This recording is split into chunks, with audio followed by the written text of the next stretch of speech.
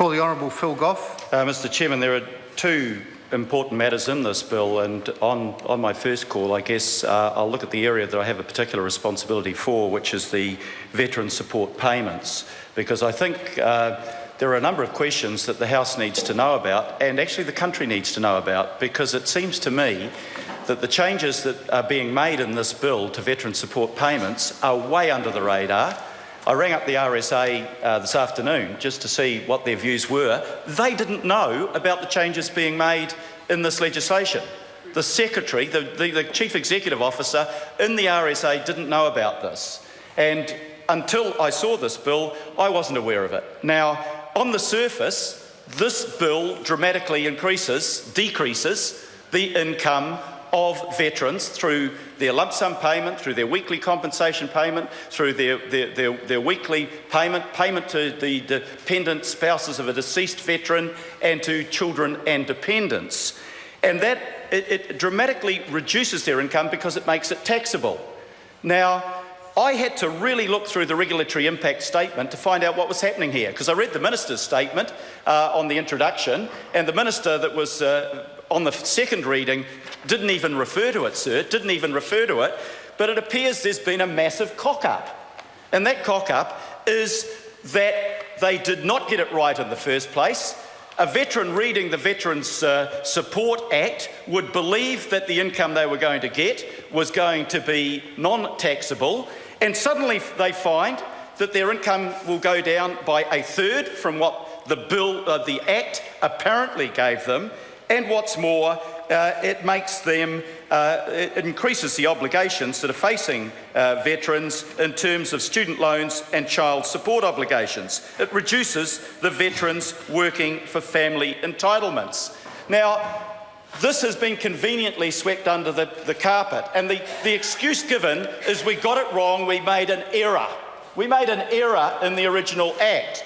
Well, this is an error that if any veteran who picked up the Act looked at it, would believe that they were entitled to far more than they're going to get as a consequence of this remedial piece of legislation. Now, my questions to the Minister are straightforward, but I would really like to get some answers to these questions. That is the whole point of the Committee of the Whole. And my first question, Minister, is how did the government make this stuff up? How is it that they got it wrong in the Veterans Support Act? What went wrong? Why did it go wrong? And why did it take so long to discover that? My second question is this. What efforts have been made to communicate this error to veterans and their families? Have any efforts been made? Because it seems to me that people will have been misled by the legislation originally advanced by the government in the Veterans Support Act. Thirdly, I take it from the regulatory impact statement, but I'm not sure, that payments have already been made to veterans. I'd really like officials to advise the Minister as to whether any payments at the wrong level have been made to veterans. If those payments have wrongly been made, to how many veterans, and what is the sum of money involved? Is this legislation retrospective? Will people who have been getting more payments than the government says they're now entitled to have to repay that money?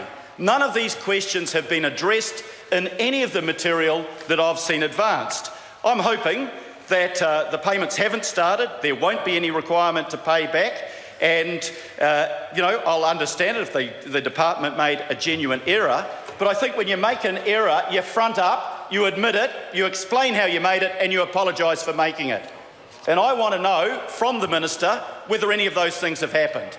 I had to, as an experienced legislator, search through the information that has been provided by the government from every source to find out that that was actually the reason.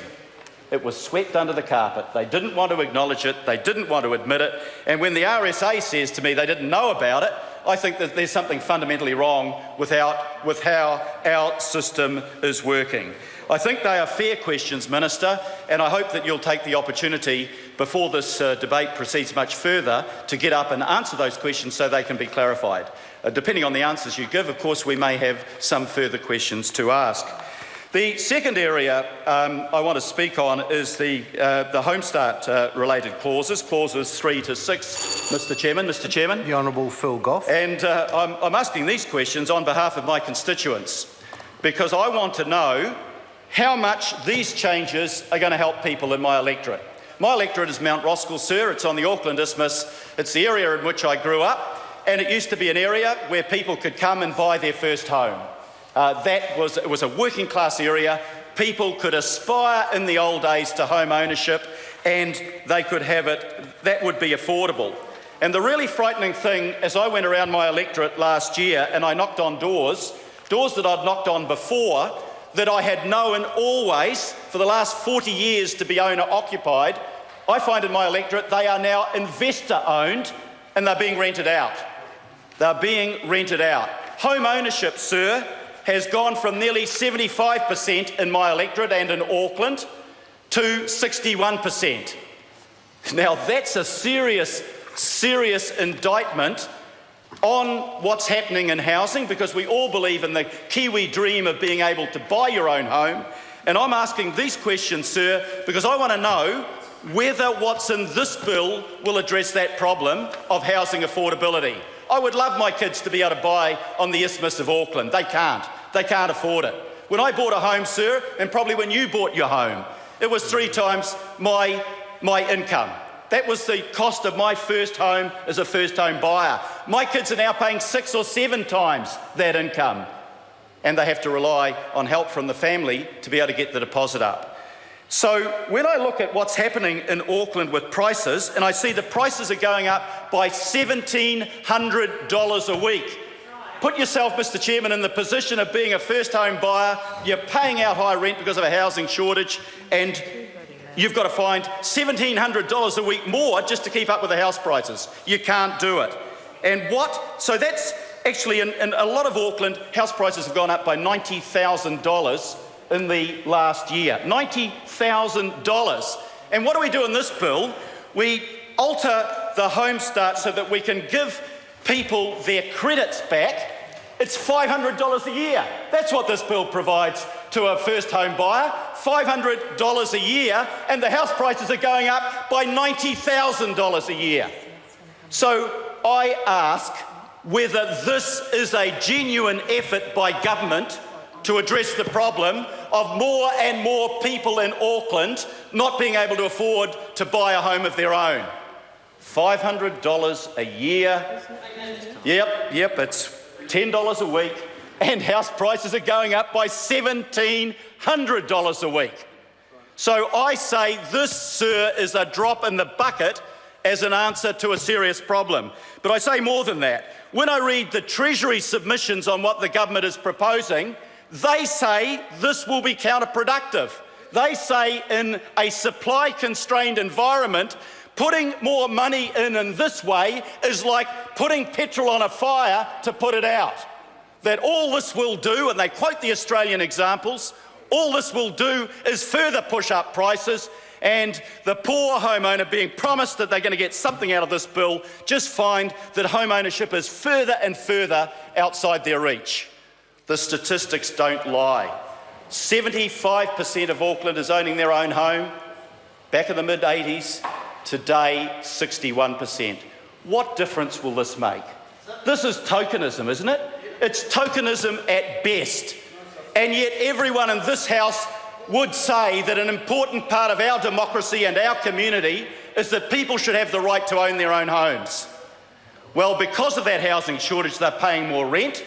And because of the housing shortage, the house prices are going up more and more. Who benefits from house price increases? Not the first home buyer, they're the victim. The property investor benefits. All of those 40% of the houses sold going to property investors, they are making thousands of dollars a week on every property they own.